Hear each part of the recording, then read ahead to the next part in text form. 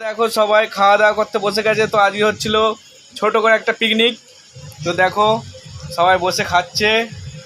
আর দেখো বিতি দেখো মুখটাকে কেমন করে ঢেকে আছে, যেন কত লজ্জা পাচ্ছে বাবা। ঠিক আছে। আর ওইদিকে দেখো ভাত, মাংস, আলু ভাজা, পায়েস, অনেক কিছু হয়েছে, লেবু আছে।